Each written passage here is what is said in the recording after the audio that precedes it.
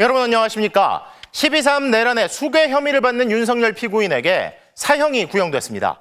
특검은 김용현 피고인에겐 무기징역을, 노상원 피고인에겐 징역 30년을 선고해달라고 요청했습니다. 역사의 수레바퀴가 거꾸로 돌기 시작하려던 순간 온몸으로 막아선 시민들부터 부당한 명령을 거부한 군경, 그리고 특검에 이르기까지 지금까지 곳곳에서 많은 이들이 각자의 역할을 하며 여기까지 왔습니다. 자, 그리고 이제 아무런 반성도 사과도 없이 변명과 남탓만 해온 내란 세력 단주의 책임은 법원으로 향합니다. 내란 발생 444일째인 다음 달 19일 사형 구형이라는 역사의 부름에 법원이 어떻게 응답할지 먼저 유서영 기자가 보도합니다. 두 차례에 걸친 무박 2일 재판 끝에 막을 내린 결심 공판. 재판부는 피고인 윤석열에 대한 1심 선고일을 다음 달 19일로 정했습니다. 강조하지만 피고인들은 반드시 그날 출석을 해 주셔야 됩니다. 특검의 구형대로 윤 전 대통령에게 사형이 선고되더라도 집행될 가능성은 없다고 봐도 됩니다. 우리나라는 28년 넘게 사형이 집행되지 않은 실질적 사형 폐지 국가이기 때문입니다. 특검은 사형 구형의 의미에 대해 집행 자체보단 공동체의 범죄 대응 의지를 구현하는 취지라고 설명했습니다. 내란 우두머리 혐의에 대한 판결을 가늠해 볼 수 있는 유일한 전례인 12.12 군사 반란과 5.17 내란에 대한 재판에서 전두환도 사형을 구형받았습니다. 1심은 검찰의 구형대로 사형을 선고했지만 2심은 항복한 장수는 죽이지 않는다며 정권 교체에 응한 점을 고려해 무기징역을 선고했습니다. 양형을 두고 윤 전 대통령 측은 12.3 계엄은 과거 계엄과 달리 몇 시간 만에 해제가 되었으며 유혈 사태가 없었다는 점 등을 강조했고 대통령의 위법한 지시도 없었고 국민의 피해도 없었습니다. 대한민국의 헌정 시스템은 어떠한 중단이나 장애도 없었습니다. 특검은 수많은 국민의 희생과 전두환, 노태우 단죄를 통해 쌓아올린 자유민주주의 헌정 질서를 파괴한 더 심각한 범죄라며 감경 사유가 전혀 없다고 반박했습니다. 전두환, 노태우 세력에 의한 단죄보다 더 엄정하게 단죄함으로써 대한민국이 형사사법 시스템을 통해 스스로 헌정 질서를 수호할 수 있음을 보여주어야 할 것입니다. 남은 시간은 한 달가량. 이런 중요한 사건의 경우 재판부에서 계속해서 의견 교환을 하며 재판을 진행하기 때문에 주요 쟁점에 대한 논의는 상당 부분 이루어졌을 걸로 추측됩니다. 결론에 대해서 재판부는 오직 헌법과 법률 그리고 증거에 따라서 판단하도록 하겠습니다. 무기징역으로 감형됐다 사면 복권돼 풀려난 내란 속의 전 씨는 끝까지 뉘우치지 않았습니다. 강수 학살 대해서 모른다 난. 왜 모르세요? 직접 책임 있으시잖아요. 왜 직접 책임? 발포 명령 내리셨잖아요. 왜 발표했네? 발포 명령. 사형은 가석방이 없지만 무기징역은 복역 20년이 지나면 가석방이 가능합니다. 만약 1심에서 사형 선고가 나오고 이후 이 형이 확정되면 사면되지 않는 한 윤 전 대통령은 여생을 감옥에서 보내야 한다는 뜻입니다. MBC 뉴스 유상입니다. 윤석열 피고인 사형 구형의 사필 규정이라는 평가와 함께 사법부 역시 결단하라는 촉구가 이어졌습니다. 하지만 내란 이후에도 한동안 윤석열 피고인을 감싸며 절연조차 하지 못했던 국민의힘은 여전히 침묵하고 있는데요. 장슬기 기자가 보도합니다. 내란 우두머리 피의자 윤석열 전 대통령에게 구형된 형량 사형. 끝내 사과 없는 모습에 법력권이 들끓었습니다. 더불어민주당은 경고성 계엄을 운운하며 헌정 파괴 행위에 사과하지 않은 윤 전 대통령의 태도를 지적하며 사법부의 결단을 촉구했습니다. 선고 또한 사형이 마땅하다라고 저는 생각합니다. 다시는 내란에 내자도 꿈꿀 수 없도록 확실하게 법적으로 대못을 박아야 됩니다. 조국혁신당도 내란 수괴를 사회로부터 영구히 격리해야 한다고 평했고 진보당은 국민의 공을 돌리며 법정 최고형으로 독재의 망령을 제거해야 한다고 촉구했습니다. 거리에서 추위와 싸우며 민주주의를 지켜낸 위대한 국민들의 승리입니다. 내란 세력은 패배했고 국민이 승리했습니다. 청와대는 어젯밤 구형 직후 사법부가 법과 원칙, 국민의 눈높이에 부합해 판결할 것이란 짧은 입장을 냈습니다. 정작 윤 전 대통령을 대선 후보로 내세웠던 국민의힘은 논평 하나 없이 침묵했습니다. 장동혁 대표는 입장을 묻는 기자들의 질문이 여러 번 반복된 뒤에야 언급할 사안이 아니라며 답변을 피했습니다. 특검의 구형을 가지고 제가 언급할 사항은 아닌 것 같습니다. 법원에서 늘 말씀드리지만 공정한 재판을 할 것으로 기대하고 있습니다. 일부 개혁 성향 의원들이 국민께 송구하다며 유감을 표했지만 저희 당 출신의 전직 대통령이었다는 걸 생각하면 너무 안타깝기도 하고 또 국민들께 송구스럽기도 합니다. 극우 지지층을 바라보는 강경파는 정치적이라며 특검을 비난했습니다. 특검이 이제 정치 행위를 한다고 보죠. 정치적으로 환호할 사람들을 위해서 사형을 구형한 것이라고 생각하고요. 국민의힘 출신 인사가 많은 개혁신당은 윤석열 전 대통령에 대해 애초에 대통령이 될 자격이 없던 사람이라고 지적하며 보수가 극복하고 지워야 할 대상이라 규정했습니다. MBC 뉴스 장슬기입니다. 특검은 윤석열 피고인이 입버릇처럼 들먹였던 반국가 세력의 행태를 윤 피고인 스스로가 자행했다고 판단하고 사형을 구형했습니다. 법정형이 무기와 사형뿐인 내란 수괴를 무기로 처벌한다면 최저형을 적용하는 봐주기라고도 볼 수 있겠죠. 윤상문 기자의 보도입니다. 12월 3일 밤 계엄 선포의 명분으로 그가 내뱉은 반국가 세력이라는 말. 저는 지금까지 폐악질을 일삼은 망국의 원흉 반국가 세력을 반드시 척결하겠습니다. 이 말은 친위 쿠데타를 단죄하기 위한 법정에서 그대로 자신에게 돌아왔습니다. 국회와 중앙선거관리위원회 무장 군입 난입과 언론사 단전 단수 시도 등 우리 헌정사에서 전례를 찾기 어려운 반국가 세력에 의한 중대한 헌법 질서 파괴 사건이라 할 것입니다. 특검은 윤석열 전 대통령의 목적을 군사력과 경찰력을 동원한 독재와 장기 집권이라고 봤습니다. 하지만 이 목적을 숨긴 채 경고성 계엄이라는 궤변으로 사회를 분열시킨 채 전혀 반성하지 않고 있다는 점을 특히 강조했습니다. 계엄 선포 전엔 계엄 모의가 없었다고 국민을 속이고 계엄 후엔 국무회의 심의를 거친 것처럼 문서를 꾸몄으며 내란 혐의 수사가 자신을 향해 오자 지지자들을 선동해 결국 서부지법 폭동을 유발했고 형사사법 절차를 경시하며 부하들을 거짓말쟁이로 몰았다는 겁니다. 그러면서 사형과 무기징역, 무기금고뿐인 내란 우두머리의 법정형 가운데 최저형으로 형을 정하는 건 마땅하지 않다고 호소했습니다. 피고인은 반성하지 않습니다. 따라서 법정형 중 최저형으로 형을 정함은 마땅하지 않습니다. 법정형 중 최저형이 아닌 형은 사형밖에 없습니다. 특검은 헌정 질서를 무너뜨리고도 반성하지 않는 전직 대통령의 행태에 가장 큰 피해를 입은 건 국민이라며 국민이 엄벌을 원하고 있다는 점도 강조했습니다. MBC 뉴스 윤상문입니다. 밤사이 윤석열 피고인이 직접 최후 진술을 준비했다며 읽어내려간 메모에는 새로운 내용이 없었습니다. 트레이드마크 격인 남탓과 부하에게 책임 전가하기, 궤변, 자화자찬, 그리고 오만한 태도가 90분에 걸쳐 이어졌는데요. 차현진 기자의 보도입니다. 사형이 구형되자 윤석열 전 대통령은 좌우를 둘러보며 헛웃음을 지었습니다. 자정을 살짝 넘긴 시각, 윤 전 대통령의 최후 진술이 시작됐습니다. 직접 A4 10장 분량의 메모를 준비해왔습니다. 이번에도 호소형 계엄이 등장했습니다.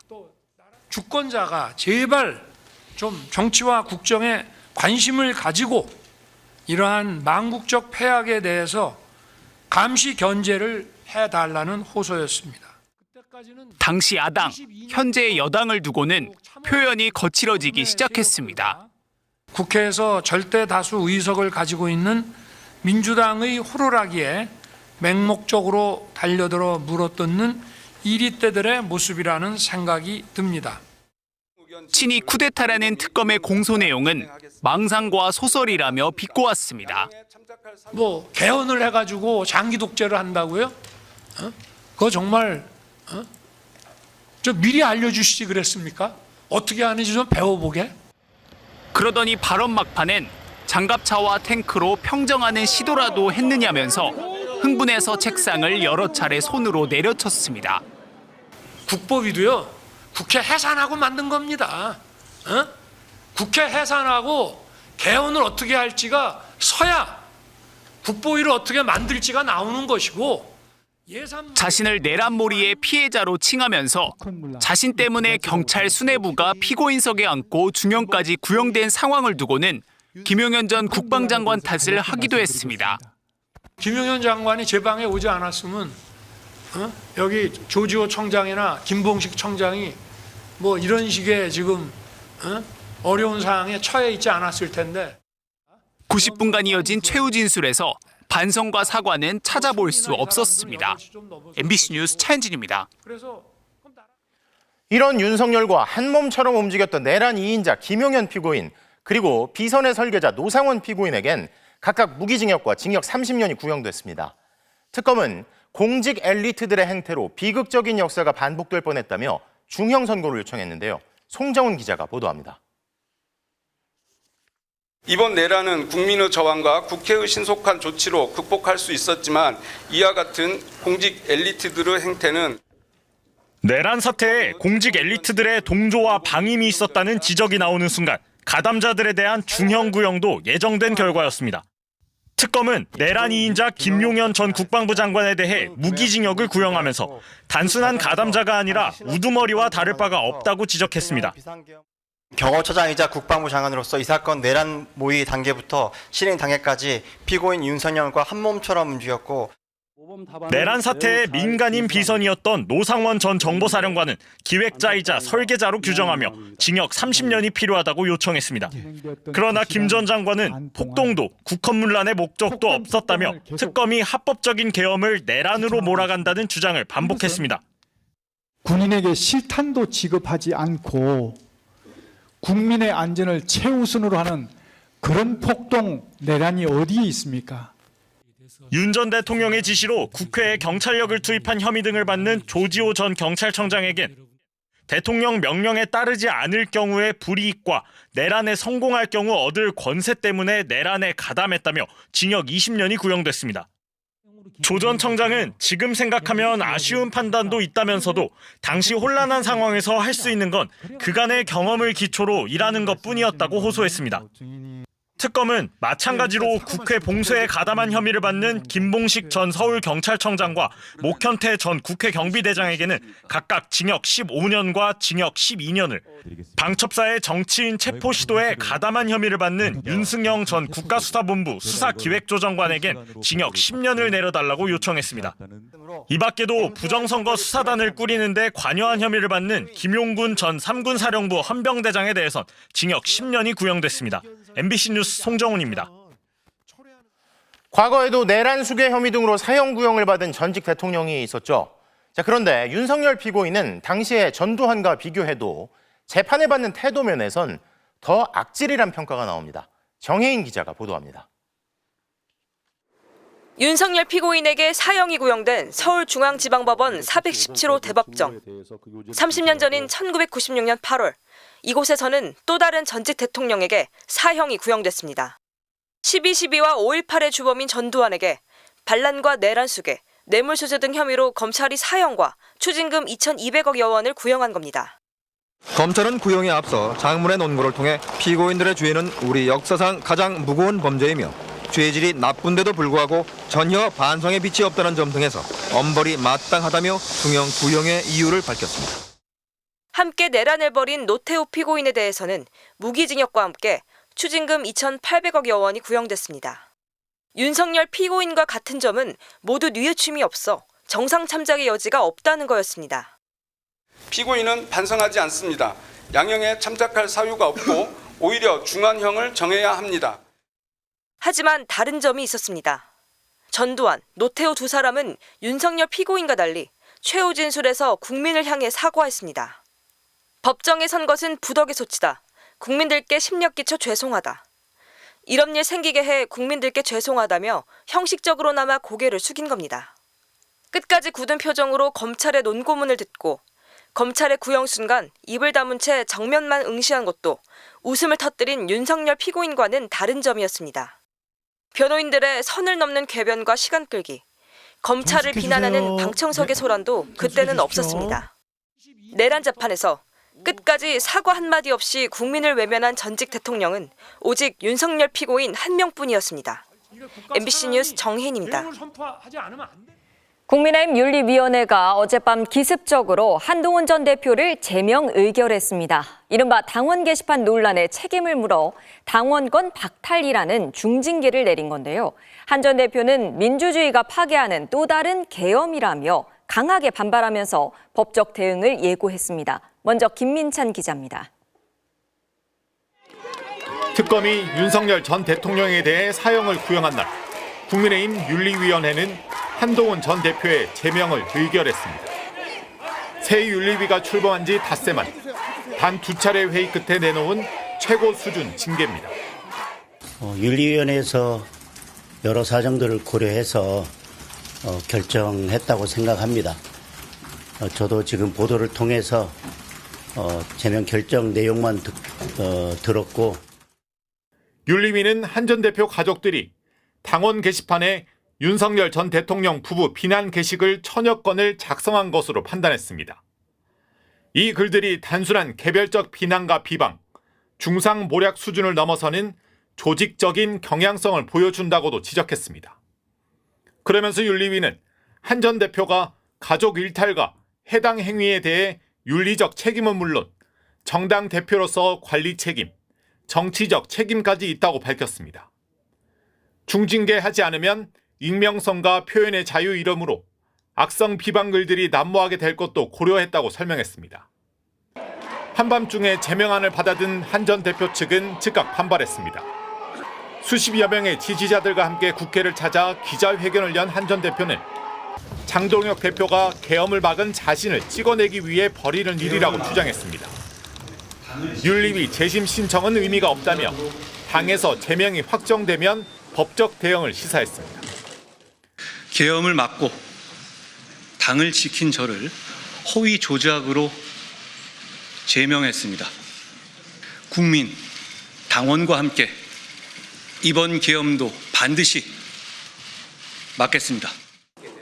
대책 마련을 위해 긴급 회동에 나선 친한계 의원들도 당내 민주주의 사망, 징계가 아닌 숙청이라고 강조했습니다. 한 전 대표 제명은 국민의힘 최고위원회의에서 최종 확정됩니다. 최고위원회의는 내일 예정돼 있습니다. MBC 뉴스 김민찬입니다. 한동훈 전 대표가 제명 의결이라는 중징계 처분을 받게 된 데는 한 전 대표가 그동안 보여줬던 부적절한 처신도 크게 영향을 끼쳤다는 평가가 나옵니다. 가족들이 당원 게시판에 비방글을 올린 사실을 뒤늦게 실토했고 제대로 된 사과나 유감 표명이 없었는데요. 이번 결정으로 국민의힘 내부 갈등이 극에 달하는 모습입니다. 공윤선 기자입니다. 국민의힘 장동혁 대표 측은 그동안 당원 게시판 문제의 본질은 여론 조작이라고 주장해왔습니다. 명확한 진상규명과 함께 한 전 대표의 유감 표명이 있어야 하고 그게 바로 당원들의 요구라는 겁니다. 어떤 걸림돌은 당원들과의 관계에 있어서 직접 그것을 해결해야 될 당사자가 있습니다. 하지만 한동훈 전 대표는 잘못을 인정하기보다는 반박에 집중했습니다. 뒤늦게 가족이 일부 게시글을 썼다고 인정했지만 유감이나 사과 표명은 없었습니다. 오히려 자신에 대한 조작 감사라고 주장하며 강하게 반발했습니다. 조작이 드러나니까 조작은 본질이 아니라고 하고 그런 식으로 말을 바꿔가고 있잖아요. 이 문제는 우리 좀 솔직해집시다. 장동혁 대표가 계엄을 막은 저를 찍어내기 위한 일을 하고 있는 것이다.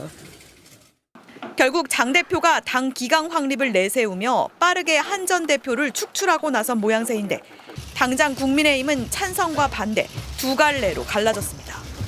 친한계를 비롯한 소장파 의원들은 결정을 재고하라며 의원총회 소집을 요청했지만 불법적 이런 제명 처분일 뿐만 아니라 바로 이 최고위원회에서 바로잡아야 될 것을 바로잡지 않고 기존에 잘못된 것을 독립적 결정이라는 이유로 이거를 그대로 밀어붙인다고 하면 국민의힘 원외당협위원장 협의회 운영위원회는 시스템에 의한 결정이라며 제명 결정에 대한 환영 입장을 냈습니다. 극에 달한 갈등은 당내 행사에서도 고스란히 노출됐습니다. 국민의힘은 내일 오전 의원총회를 열고 제명 의결과 관련해 논의를 열 예정인데 경론이 벌어질 경우 내일 바로 제명을 의결하기는 어렵다는 관측도 제기됩니다. 민주당은 윤석열 사형 구형에는 침묵하면서 한동훈 게시판 위반은 엄중 제명하는 게 부끄럽지도 않냐며 대한민국보다 당원 게시판이 더 중요한 가치라고 선언하는 것이라고 꼬집었습니다. MBC 뉴스 공유선입니다. 서울 서부지법 폭동 사태 1년 만에 배우로 지목된 전광훈 사랑제일교회 목사가 구속됐습니다. 증거를 없애거나 도망칠 거란 우려와 함께 국민 저항권 발언이 폭동의 동기가 됐다는 경찰 판단에 법원이 수긍한 걸로 보입니다. 구속 직전까지 거듭 국민 저항권을 외친 전 씨가 자신의 구속을 재촉한 셈입니다. 윤수환 기자입니다.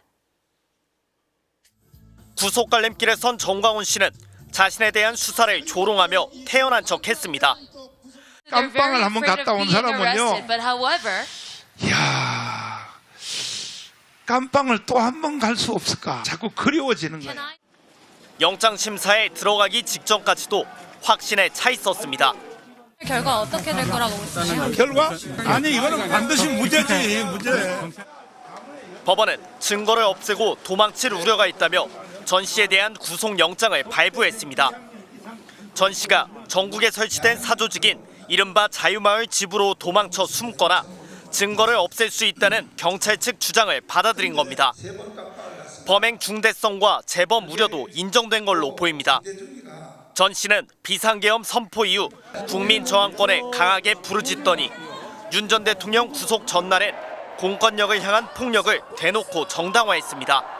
깜빵 안 시키고 판사가 만약에 했다가 하면 우리는 서울구치소를 들어가서 강제로라도 왜 국민 저항권이 최고의 권위니까.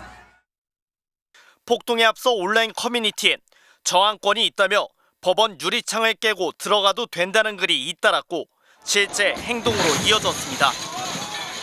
야, 국민 저항권이야. 야, 판사 나와. 이처럼 폭동의 도화선이 된 국민 저항권 발언은 그의 입에서 멈춘 적이 없습니다. 이제 해결책은요. 우리나라 국민들도 멍청하니까 뭐냐면 국민 저항권밖에 없어. 1년 전엔 폭동을 촉발시켰다면 이제는 이런 목적으로 연결됩니다. 국민 저항권이 발동이 되면 이재명은 날아가게 돼 있고 윤석열은 현역 대통령 돌아올 수 있고.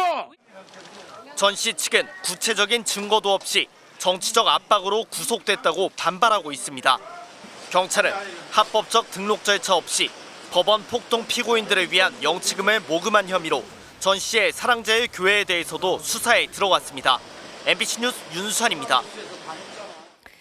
방일 일정 마지막 날 이재명 대통령이 다카이치 일본 총리와 한일 교류의 상징인 호류지에서 친교 일정을 가졌습니다.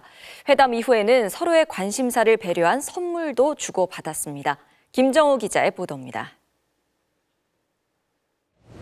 일본 방문 이틀 차, 이재명 대통령이 나라 현의 대표 유적지인 호류지를 찾았습니다. 첫날 숙소 앞 영접에 이어 다카이치 사나의 일본 총리는 이번에도 미리 나와 이 대통령을 맞이했습니다.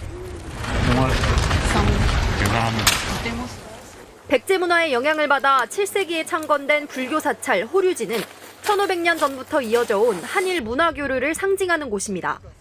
사찰 배치는 부여 정림사지와 비슷하고 귀하게 모셔진 일본 국보 목조 관음보살상은 백제의 미소와 닮았습니다.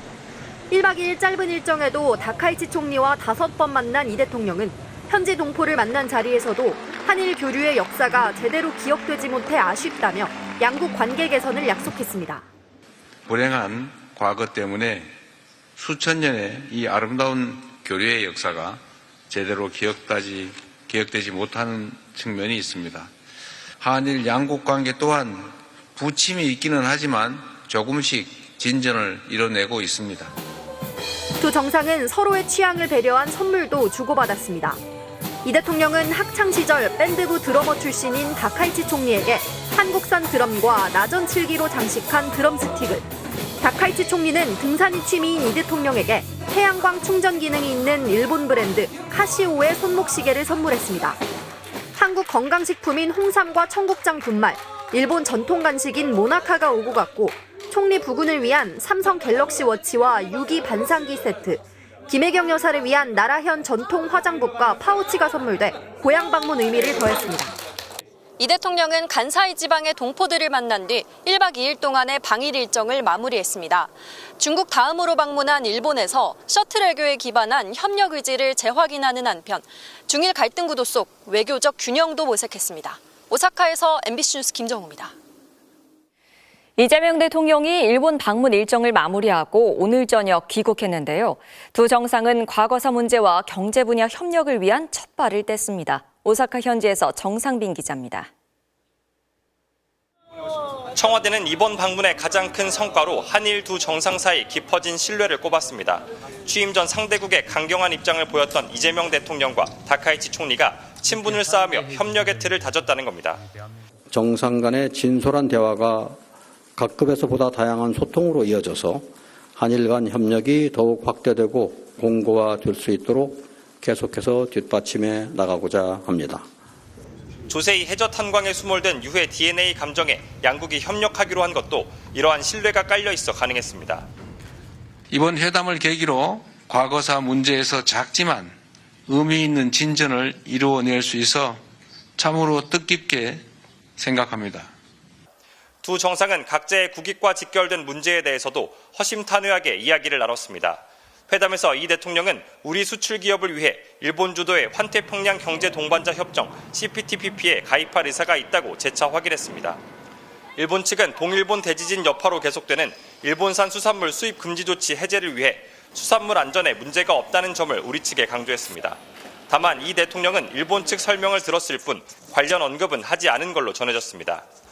청와대는 또 이번 회담을 통해 한일이 동북아 지역 안정의 중요한 파트너임을 재확인했고 한반도의 완전한 비핵화 의지가 있다는 점도 공감했다고 전했습니다.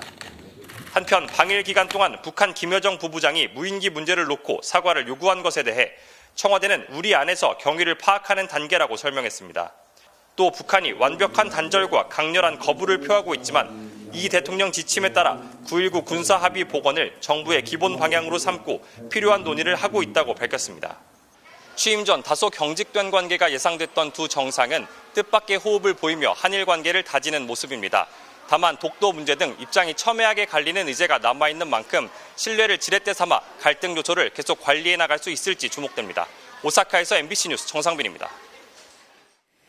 일본이 이번 한일 정상회담에서 이재명 대통령에게 보여준 환대 속엔 한중 관계가 밀착되는 걸 경계하고 한일 간 관계 개선의 기조를 지켜나가겠다는 의도가 숨어 있습니다. 하지만 양국의 화해 분위기가 이어지려면 앞으로 어떤 행동으로 이어지냐가 중요할 것 같습니다. 특파원의 눈, 도쿄 신지영 특파원입니다. 관례를 깨고 허리를 깊게 숙여 이재명 대통령 부부를 맞이하는 다카이치 총리.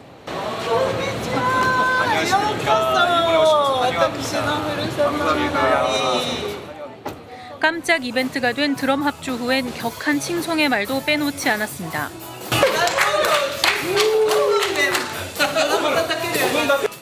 이런 이례적 극진함은 진심 어린 환대를 뜻하는 일본어 오모테나시 그 이상이었습니다. 일본 언론의 태도도 완전히 달라졌습니다. 반년 전만 해도 이 대통령이 언제 반일로 돌아설지 모른다던 일본 언론들이 지금은 그의 외교력을 칭송하고 있습니다. 나아가 한국과 잘 지내야 한다는 조언까지 합니다. 대표적인 보수 언론 요미우리 신문은 후퇴하지 않는 강고한 관계를 구축해야 한다고 역설했습니다. 이런 배경엔 일본을 압박하는 중국, 그리고 동맹 대신 중국의 손을 들어주기로 한 미국이 있습니다. 갑자기 달라진 역학구도 속에서 내 편을 찾아 한국에 손을 내미는 셈입니다. 하지만 제대로 된 한일 관계는 이제부터 시작입니다. 당장 다음 달엔 독도 영유권을 주장하는 이른바 다케시마의 날 행사가, 그 뒤엔 교과서 검정, 외교 청서 발표 등 민감한 현안이 줄줄이 대기하고 있습니다. 2月22日ですか、竹島の日だとは思います。そこにですね、高市政権がどれぐらいのランクの政府関係者を送るのか。 조세희 탄광 수몰 사고 현장에서 수습된 6월의 유전자 감정을 공동 진행하기로 한 건 의미 있는 진전이 분명합니다. 하지만 희생자 대부분이 여전히 80년 넘게 바닷속에 잠겨 있습니다.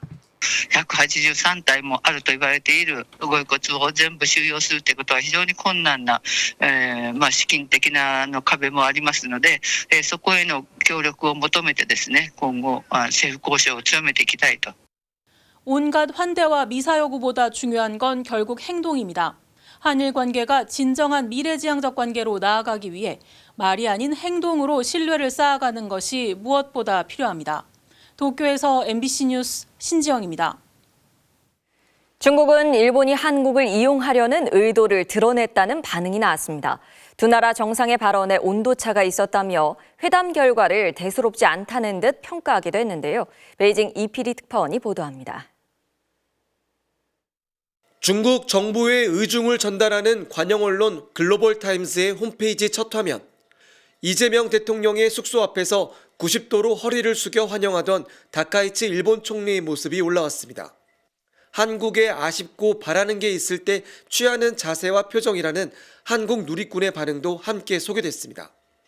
전문가의 분석을 인용해 이는 일본 우파 정부가 한미일이라는 진영의 틀에 한국을 끌어들이려는 의도라고 전했습니다. 중국과 대치하면서 미국의 지지도 얻지 못하는 일본이 한국을 이용해 지정학적인 돌파구를 찾으려 한다는 것입니다. 화기애애한 분위기와 달리 한일 두 정상의 발언에 온도차가 있었다고도 평가했습니다.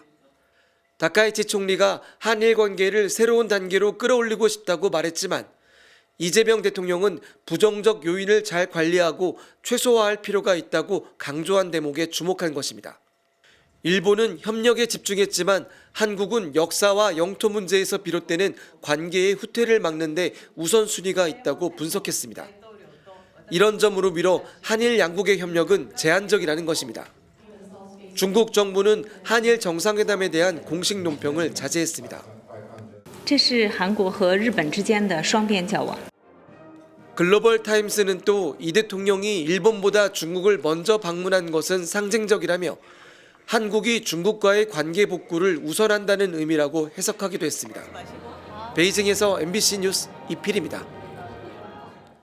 욕설과 폭언으로 수사를 받게 된 경북 청도 군수에 대해 추가 폭로가 이어지고 있습니다. 새대가리라고 부르며 모욕했다는데 욕설이 일상이었다는 주장도 나옵니다. 한태현 기자의 단독 보도입니다. 지난 2023년 경북 청도의 한 식당. 국민의힘 소속 군의원 6명과 김하수 군수가 만났습니다.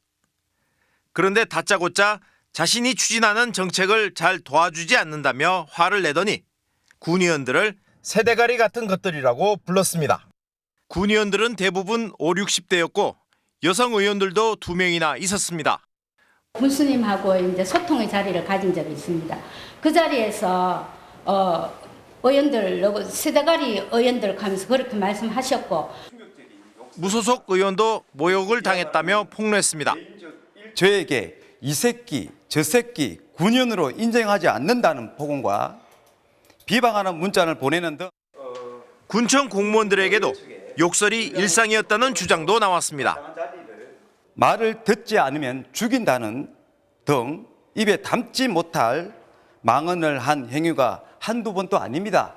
오죽했으면 회의를 마치고 나면 우스갯소리로 오늘은 몇 명이 죽었어? 라고 할 정도니.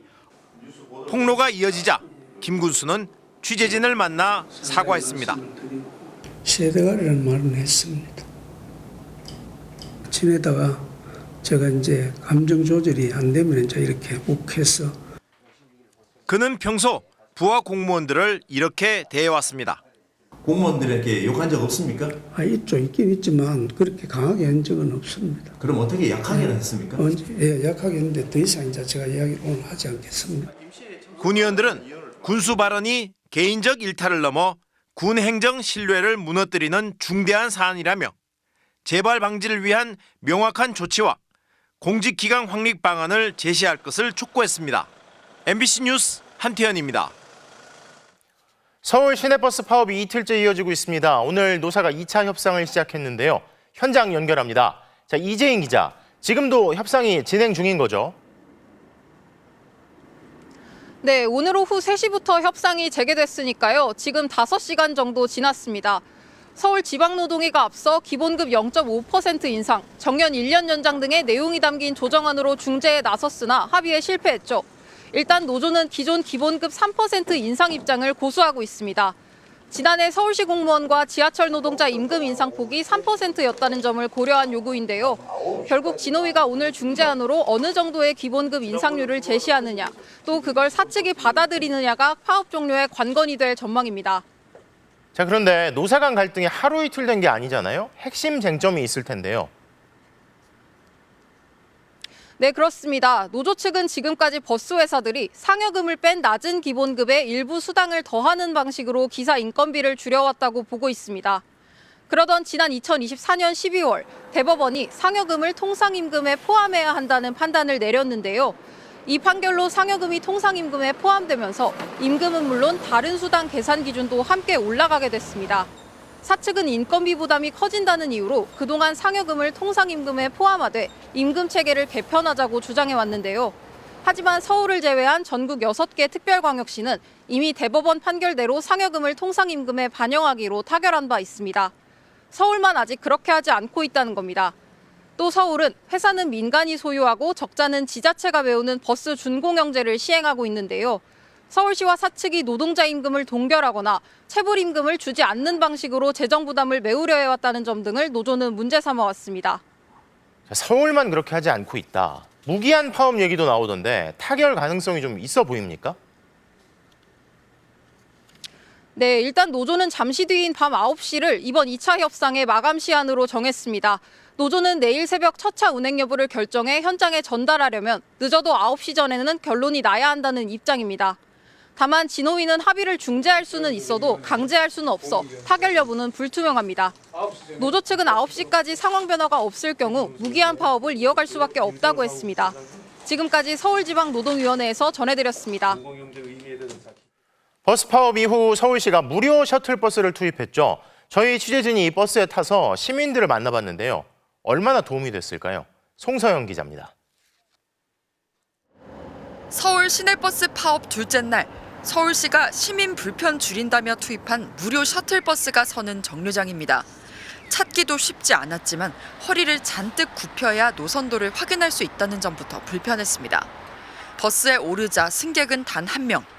배차 시간이 좀 길어가지고 20-30분으로 돼가지고 좀 불편한 것 같아요. 10분에서 30분 정도 간격인데 그거는 그냥 걷는 게 더 빠를 것 같아요. 날이 밝은 뒤 본격적인 출근 시간, 시민들은 또 다른 고충을 토로했습니다. 언제 오는지를 모르니까 마냥 기다려야 돼서 그게 좀 불편해요. 시내버스와 마을버스는 언제 버스가 도착하는지 이렇게 전광판에 표시가 되는데요. 그런데 셔틀버스는 실시간 운행 정보가 공유되지 않아서 시민들이 무작정 버스를 기다려야 하는 상황입니다. 하염없이 기다리다 허겁지겁 뛰어가는 시민들도 눈에 띄었습니다. 어제와 오늘 배차 시간이 달라서 오늘 건 놓쳤어요. 그나마 셔틀버스를 찾아서 탄 시민들은 어디서 내릴 수 있는지 몰라 우왕좌왕했습니다. 어디서 찾는다고 안 알려줘서 지금도 못 내렸어요. 아까 내렸어야 되는데. 출퇴근 시간에만 셔틀버스를 운영하는 자치구도 있었지만 기본적인 안내는 제대로 이루어지지 않았습니다. 그 자치구 셔틀버스나 이런 거 들어보신 적 있으세요? 아니요? 그런 게 있어요? 찾아보지 않는 이상은 잘 모를 것 같은데. 서울시가 긴급 투입한 무료 셔틀버스는 총 773대. 지하철 증편, 전세버스, 셔틀버스 투입 등 가용한 모든 대체 수단을 동원해서 이동 불편을 최소화하기 위해서 최선을. 하지만 이 같은 대책이 시민들에게 실질적인 도움이 되지는 않는 모습이었습니다. 한 자치구에서는 불필요한 외출을 삼가라, 가까운 거리는 따르기를 타거나 걸어가라, 인내하는 마음으로 교통난을 슬기롭게 극복해 서울 시민으로서의 긍지와 자부심을 지키자는 공지문을 올려 빈축을 사기도 했습니다. MBC 뉴스 송서영입니다. 이란에서 시위 유혈 진압 사태가 계속되는 가운데 사망자가 많게는 2만 명에 달할 수 있다는 미국발 보도가 나왔습니다. 트럼프 대통령은 군사적 개입 가능성도 시사했는데요. 로스앤젤레스 박윤수 특파원입니다. 어둠이 깔린 수도 테헤란. 끊임없이 울리는 총성 속에서도 시위대는 구호를 멈추지 않습니다.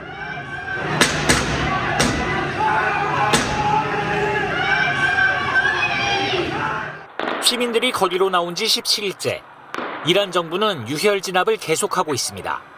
사망자가 최소 12,000명에서 2만 명에 달할 가능성이 있다는 이란 내부 소식통 등을 인용한 미국 CBS 방송 보도도 나왔습니다. The number of murders are really increasing so fast, and the images and videos that are reaching to us are so hard to look at them. 트럼프 대통령은 이란과 거래하는 모든 국가에 관세 25%를 부과하는 등 이란의 수출입부터 죄기 시작했습니다.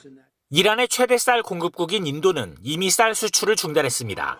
군사 개입 가능성도 시사한 트럼프 대통령은 매우 강력한 조치를 취할 것이라며 시위대를 향해 더 강력한 저항도 주문했습니다. Keep protesting. Take over your institutions. Save their names because they'll pay a very big price. 하지만 군사 개입은 현실적 제약이 크다는 지적도 나옵니다. 영국 가디언은 현재 중동 지역의 미군 전력 배치는 거의 전무하다며 특히 항공모함은 단 한 척도 없다고 지적했습니다. 미국 폴리티코도 같은 이유로 1년 전보다 선택지가 훨씬 제한적이라며 지난해 이란 핵시설 공습대와는 상황이 다르다고 꼬집었습니다. 여기에 사우디 등 중동 산유국과 이스라엘마저도 지금 이란을 공격해선 안 된다며 미국을 설득하고 있다는 보도도 나왔습니다. 트럼프 대통령은 이란 시위에 자신 있게 도움을 주겠다고 약속했습니다. 하지만 미국이 감당해야 할 군사적 부담이 만만치 않은 만큼 트럼프 대통령의 결정에 전 세계 이목이 쏠리고 있습니다. 로스앤젤레스에서 MBC 뉴스 박윤수입니다. 이민 단속 요원이 새아이의 엄마인 30대 여성을 총으로 쏴 숨지게 한 미국 미네소타주에서 연방검사 6명이 줄줄이 사표를 냈습니다. 사건의 진상에 대해서가 아니라 숨진 여성과 배우자에 대해 수사하라고 트럼프 법무부가 압력을 넣었기 때문인데요. 나세용 뉴욕 특파원입니다. 주택가 도로에서 무장요원 여러 명이 항의하는 백발 남성을 바닥에 짓누릅니다. 이 동네 주민 르네 굿이 총에 맞아 숨진 이후 시민들의 저항이 이어지면서 심심치 않게 목격되는 장면입니다. 수시로 최루탄을 발포하는 등 진압 방식은 군사작전처럼 변했고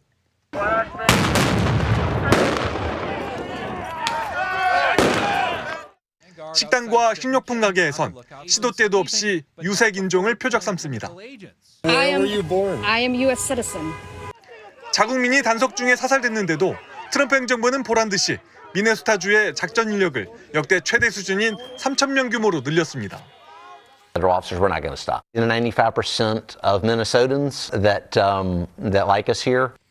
하지만 정작 미국 시민을 사살한 이민국 요원의 과잉 대응에 대해선 현장을 찍은 영상이 여러 개 추가됐는데도 증거가 없다며 묵살하고 있습니다.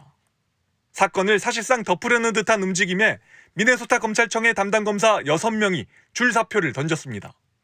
법무부가 민간인 사살에 대한 합동수사는 가로막고 오히려 숨진 여성과 배우자의 행적을 파불하고 압박한 데 대한 항의성 사표로 알려졌습니다. 트럼프 대통령은 자신의 눈밖에 난 상대에 대해선 가이드라인까지 제시하며 수사를 독촉하고 있습니다. 월스트리트 저널은 트럼프 대통령이 지난주 백악관에서 정적에 대한 수사가 느리다며 연방검사 수십 명을 강하게 질책했고 하루 뒤 법무부는 트럼프의 눈엣 가시인 연방준비제도 파월 의장에게 형사범죄 혐의로 소환장을 보냈다고 보도했습니다. We have a real stiff in the Fed, but that jerk will be gone soon. 트럼프 대통령은 친정부 인사들을 적극 사면하는가 하면 반대 진영에 대해선 수사권을 동원해 먼지털이식 수사를 벌이고 있습니다. 공정한 법 집행이라는 법치주의의 근간이 흔들리고 있는 셈입니다. 뉴욕에서 MBC 뉴스 나세웅입니다.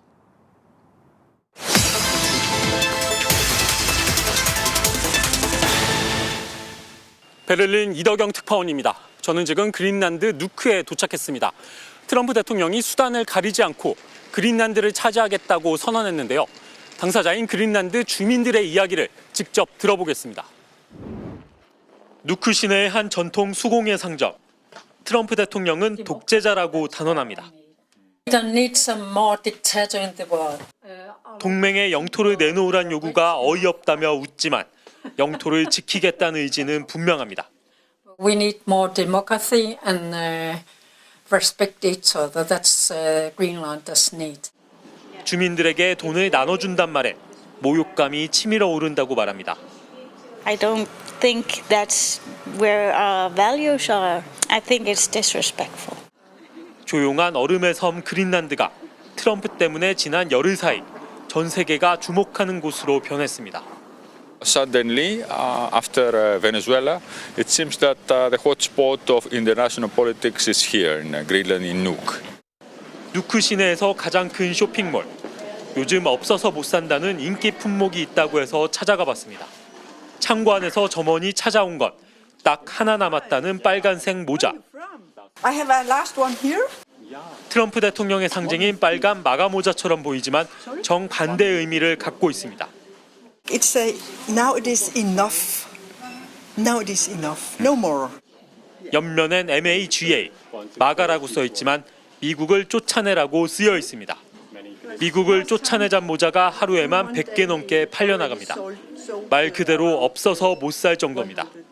지난해 실시된 한 여론조사에선 85%의 그린란드 주민들이 미국에 병합되는 것에 반대한다고 답했습니다.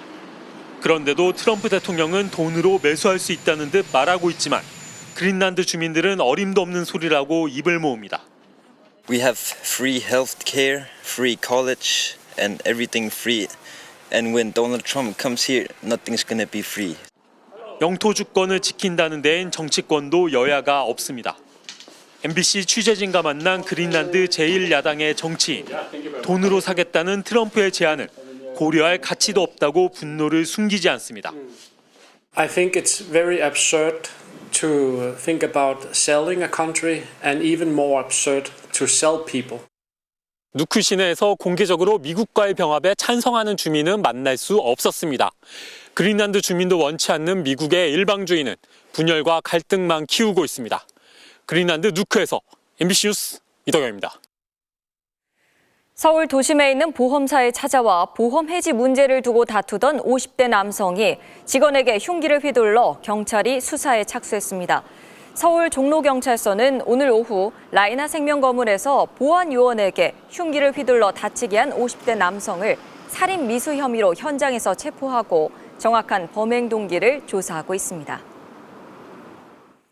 요샌 아침 최저기온이 영하 10도 안팎까지 뚝 떨어져도 한낮엔 영상권인 날이 많은데요. 이럴 때 비가 내리면 도로에 블랙 아이스가 만들어져 매우 위험하다고 합니다. 오늘 밤에도 중부지방을 중심으로 비나 눈이 예보돼 있어 내일 출근길 각별히 주의하셔야겠습니다. 류현중 기자입니다. 지난 10일 경북 곳곳에서 발생해 무려 7명이 숨진 교통사고의 원인은 도로 위 살얼음, 이른바 블랙아이스로 지목됐습니다. 이 블랙아이스 위험이 같은 겨울철이라도 포근한 날씨엔 더 커지는 것으로 나타났습니다.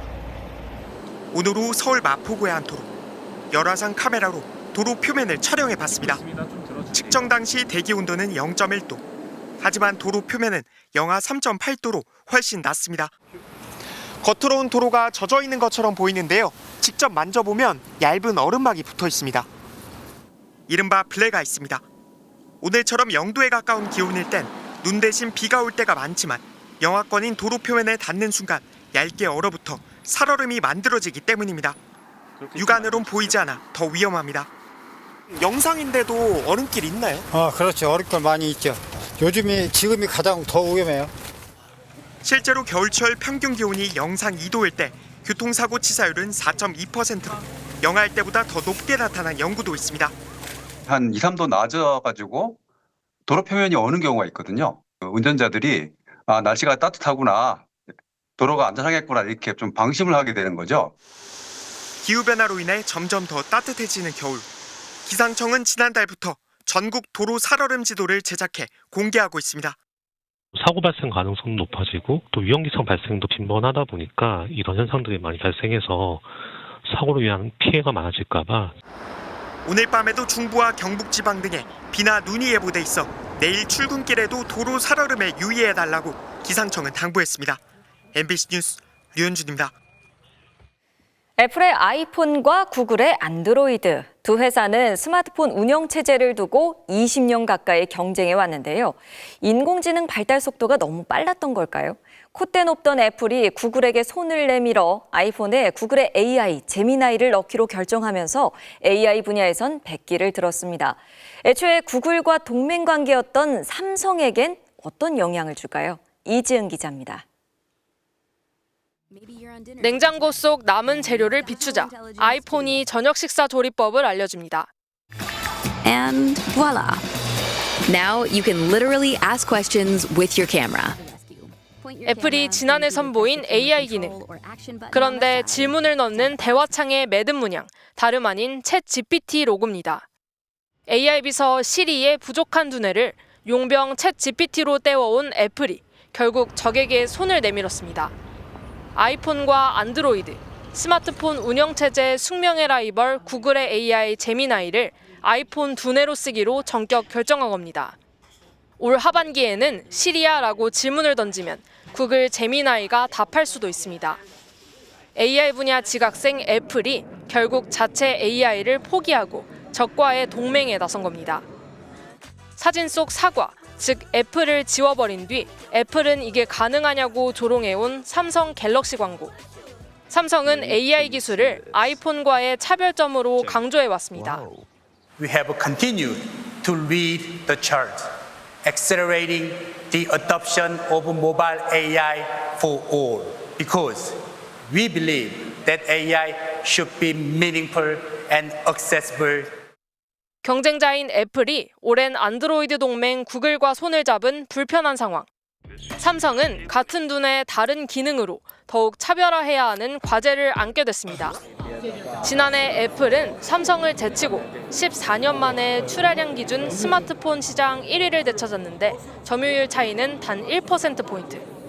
속도나 디자인, 카메라까지 우열을 가리기 어려워진 스마트폰 경쟁에서 AI 활용법이 또 다른 변수로 등장했습니다. MBC 뉴스 이지은입니다. 김병기 의원 의혹을 수사하는 경찰이 오늘 김 의원 자택 등 6곳에서 압수수색에 나섰습니다. 압수수색 대상에는 이지희 동작구 의회 부의장도 포함됐는데요. 김병기 의원 차남의 숭실대 특혜 편입 의혹에 연루된 이지희 부의장의 컴퓨터에서 관련 자료가 나왔지만 경찰은 증거로 확보하지 못한 채 돌아왔는데요. 왜 그랬는지 공태영 기자가 단독 보도합니다. 경찰 수사관들이 김병기 의원 자택에 들이닥쳤습니다. 김 의원 공천 헌금 의혹과 관련해 6곳에서 동시다발 압수수색에 나선 겁니다. 3천만 원 소수 입증할 만한 자료 있으셨나요? 압수수색 대상은 김 의원 부부와 측근인 이지희 동작구의회 부의장 등 3명입니다. 그런데 오늘 경찰이 들고 간 영장에는 정치자금법 위반 혐의만 적시됐습니다. 김 의원의 공천헌금 수수 혐의와 관련한 자료만 확보할 수 있었던 겁니다. MBC 취재 결과 경찰은 이지희 부의장 사무실 컴퓨터에서 숭실대 관련 파일을 찾은 것으로 확인됐습니다. 김병기 의원 관련 자료를 선별하던 중 숭실대 입학 컨설팅 자료가 나온 겁니다. 이 부의장은 김 의원 차남의 숭실대 특혜 편입 과정에 관여했다는 의혹을 받고 있습니다.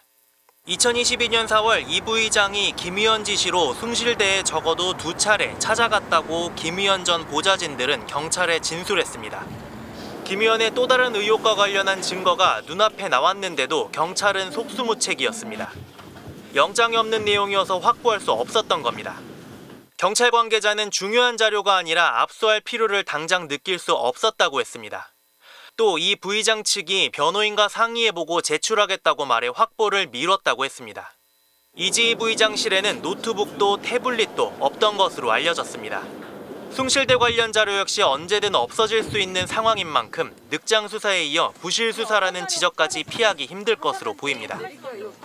경찰은 김 의원 부부와 이 부의장 등 5명에 대해 출국을 금지했다고 밝혔습니다. 또 강선우 의원에게 공천헌금 1억 원을 건넨 혐의를 받는 김경시 의원을 내일 불러 조사할 예정입니다. MBC 뉴스 공태현입니다. 정부의 검찰개혁 법안을 두고 여당 내 반발이 계속되는 가운데 더불어민주당 정청래 대표가 정부안과 여당 안의 절충 가능성을 내비쳤습니다. 신설되는 공소청에 보완 수사권이 아니라 보완 수사 요구권을 주자고 언급한 건데요. 어떤 차일까요? 김현지 기자입니다. 정부의 중수청 신설 법안이 검찰 기득권을 연장하는 법안이라는 비판이 커지자 더불어민주당 정청래 대표가 정부안을 수정하겠다고 밝혔습니다. 기소는 검사에게, 수사는 경찰에게. 이것이 수사, 기소의 분리 대원칙입니다. 이 원칙은 훼손돼서는 안 됩니다. 정 대표는 그러면서 보안 수사 요구권을 언급했습니다. 경찰의 수사가 미진할 때 공소청이 보안 수사를 요구하게 하고 만약 듣지 않으면 해당 경찰을 징계하겠다는 겁니다. 보안 수사 요구권은 보안 수사권이 아닙니다. 수사를 할 수 있는 권한이 없어진 상태에서 이런 보안 수사를 해주세요라는 요구하는 거죠. 경찰의 수사권이 집중됐을 때 그 부작용을 차단할 장치가 필요하다는 건데 정 대표의 이 발언은 이재명 대통령의 의중이 반영된 걸로 보입니다. 이 대통령은 어제 출국길에서 정 대표에게 상호 견제가 필요하다는 취지의 말을 했는데 상호 견제를 청와대는 이 대통령이 수사기관에 대한 민주적 통제를 고민한 것이라고 설명했습니다. 과거에서는 경찰이었고요. 최근에 이제 우리가 수십 년 동안에는 검찰이죠. 검찰이 정치에 개입을 하지 않았습니까? 이번에는 절대로 국민 편에서 해야 되고. 하지만 여전히 당내 강경파들은 보안 수사 요구권도 안 된다는 입장입니다. 보안 수사권 내지 보안 수사 요구권 어떤 명분으로도 수사권을 다시 검찰에 지어주는 일은 있어서는 안 된다. 또 검찰개혁 추진단 자문위원회에서 사퇴한 위원 6명도 백지 상태에서 다시 시작해야 한다고 반발했습니다. 현재 정부가 온 그 중수청 법안하고 공소청 법안은 그냥 길이죠. 그건 그냥 폐기. 저는 하고 또 뭐 현재 당이 가지고 있는 그런 안 가지고 거기서 시작하면 됩니다. 오는 2월 법안 처리를 목표로 하는 가운데 민주당은 내일 정책의총을 시작으로 공청회와 토론회 등을 통해 각계각층의 의견을 수렴할 계획입니다. MBC 뉴스 김현지입니다.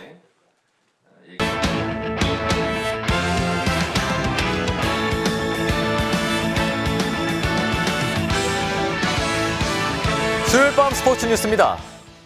야구 대표팀의 새 해결사로 꼽히는 안현민 선수가 뒤늦게 첫 훈련에 나섰는데요. 빅리거들의 합류로 치열해진 외야진에서 경쟁력을 보여주겠다고 다짐했습니다. 사이판에서 김태훈 기자가 전해드립니다. 전지훈련 닷새 만에 안현민이 등장했습니다. 배트를 돌릴 때마다 탄성이 터져나옵니다. 대표팀 캠프에 합류한 첫날부터 지독한 감기 몸살에 시달린 안현민. 눈에 띄게 체중이 줄었고 목소리도 이제야 돌아왔습니다. 한 3kg 빠진 것 같아요 지금. 해외를 가면 항상 한 번씩 감기 걸리더라고요. 신경을 썼는데도 걸리는 거 보니까 뭐 별 냉사 같고요. 지난해 2군에서 출발하고도 눈부신 성장으로 신인상과 골든글러브를 거머쥐었고 도쿄돔에서 강렬한 홈런포로 단숨에 한국 야구의 새 해결사로 떠오른 안현민. 이정후와 저마이 존스 등 빅리거들이 가세해 치열한 외야 경쟁이 예상되지만 22살답지 않은 여유로 자신만의 야구를 가다듬고 있습니다. 저는 뭐 강심장이라기보다는 좀 즐기는 타이밍 같아요. 재밌고 또 새로운 투수를 보면은 결과가 안 나왔을 때 또 그 다음 타석을 기다리게 되는 것도 되게 재밌고 그러다 보니까 조금 좋은 결과가 나오지 않나. 더 완벽해지기 위해 자신만의 수비 훈련까지 구상하고 있습니다. 기술적인 것들은 바꾼다기보다는 조금씩 다듬는 중이고요. 해야지 늘기 때문에 또 계속 조금 수비 중점으로 할 것 같아요. 최고의 한 해를 보냈지만 다시 시작이라고 말하는 안현민. WBC 무대로 시작하는 올해도 어느 것 하나 놓치고 싶지 않습니다. 사이판에서 MBC 뉴스 김태훈입니다. 공이 손에 맞지 않았다며 선수도 감독도 강력하게 항의했던 이 장면. 결국 프로배구 연맹이 비디오 판독 결과가 오심이었다고 인정하고 공식으로 사과했습니다. IBK 빅토리아의 스파이크가 라인을 벗어나자 여우연 감독 대행이 비디오 판독을 신청합니다. 현대건설 카리의 손끝에 안 맞은 것처럼 보이는데 이게 좀 애매합니다. 판독 결과 그런데 심판진은 터치아웃을 선언했어요. 현대건설 선수들이 억울하다고 호소했는데 이런 말까지 나왔습니다. 내가 진짜 거짓말을 못해요. 저희는 화면 보고 하기 때문에 움직이는 걸 보고서는 그렇게 결정한 겁니다. 강성영 감독은 분통을 터뜨렸습니다. 참 답답하네. 답답해 정말. 아니 뭐가 흔들렸다고 그래. 우리는 안 흔들리는데 뭘 흔들렸다고 그러냐고. 그림자잖아 그림자. 참. 공교롭게 이 판정 후 대역전패까지 당하자 현대건설은 배구연맹에 강력 항의했는데요. 연맹은 경기 사흘 만에 비디오 판독이 잘못됐다고 인정했습니다. 연맹은 현대건설과 팬들에게 사과드린다면서 내년 시즌 AI를 활용해 비디오 판독 시스템을 개선하겠다고 약속했는데요. 또 해당 심판진들에 대해서도 징계 수위를 검토하고 있다고 덧붙였습니다. 프로야구 드래프트에서 외야수로는 드물게 1라운드에 뽑힌 선수, 바로 한화의 오재원인데요. 벌써 주전 중견수감으로 꼽힐 만큼 심상치 않은 수비력이 기대를 키우고 있습니다. 이명루 기자가 만나봤습니다. 지난해 화제가 된 오재원의 수비입니다. 고교 졸업 전 마지막 경기에서 명장면을 만들어 한화 팬들을 설레게 했습니다. 딱 치자마자 봤을 땐 너무 멀어서 타구를 안 보고 앞만 보고 뛰어갔어요. 이게 프로 가서 잡았어야 되는데 이게 뭔가 미리 나오니까.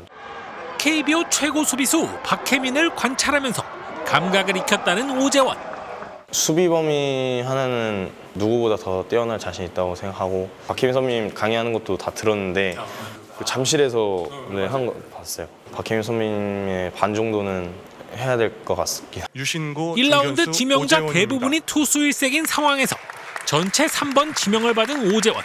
자신도 예상 못한 팀의 과감한 선택에 부응해 한화 중견수 자리에도 도전할 생각입니다.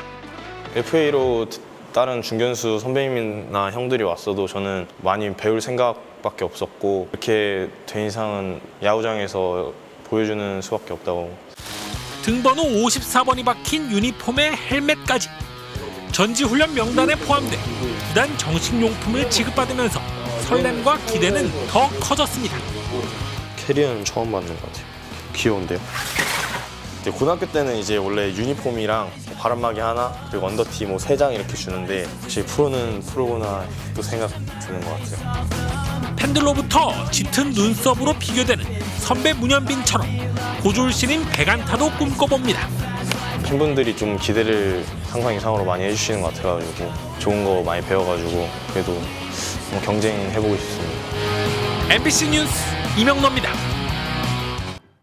멕시코 리그에서 나온 아찔한 태클 장면입니다. 마치 폭탄이 터지듯 잔디가 떨어져 나갔는데 다행히 부상은 없었다고 하는군요. 수요일 밤 스포츠 뉴스였습니다.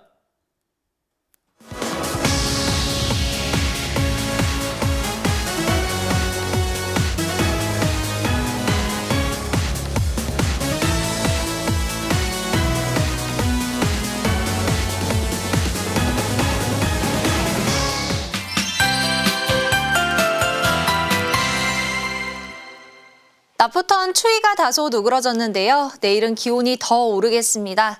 우리나라 북쪽으로 저기압이 지나겠습니다. 저기압 전면에서 상대적으로 온화한 남서풍이 불어들겠습니다. 다만 이 저기압의 영향으로 내일 새벽부터 오전 사이 대부분 지역에 비 또는 눈이 내리겠는데요. 영상권의 기온에서 대부분 비로 내리겠지만 강원 산지에는 7cm 이상의 눈이 내려 쌓이겠습니다. 지표 부근의 기온이 낮은 곳에선 도로 살얼음이 발생할 수 있어서 안전사고에 유의하셔야겠습니다. 오후부터는 북서기류를 타고 국외 스모그가 유입되겠습니다. 점차 남동진하면서 대부분 지역에 영향을 주겠는데요. 내일 서울 등 중서부와 전북 지역의 일평균 미세먼지 농도가 나쁨 수준까지 오르겠습니다. 비와 눈의 양이 워낙 적어서 동해안 지역의 건조함은 계속되겠는데요. 동해안을 따라선 강풍까지 몰아칠 것으로 보입니다. 불이 나지 않도록 각별히 주의하셔야겠습니다. 내일 아침 기온 보시면 서울이 3도, 광주 7도로 출발하고요. 한낮 기온은 서울이 8도, 대구 16도까지 오르겠습니다. 절기 대안이 들어있는 다음 주에는 다시 강추위가 몰려오겠습니다. 날씨였습니다. 필요한 과정들이었을지도 모르지만 사형 구형까지 오는 데만도 너무 많은 시간이 흘렀습니다. 그리고 여기엔 법원의 책임도 있죠. 내란 발생 444일째인 다음 달 19일, 더 이상 우리 사회가 이 비겁한 내란 수괴 때문에 시간을 낭비하지 않도록 이번엔 단호한 판단을 내리길 기다립니다. 수요일 뉴스데스크 마칩니다. 여러분 고맙습니다.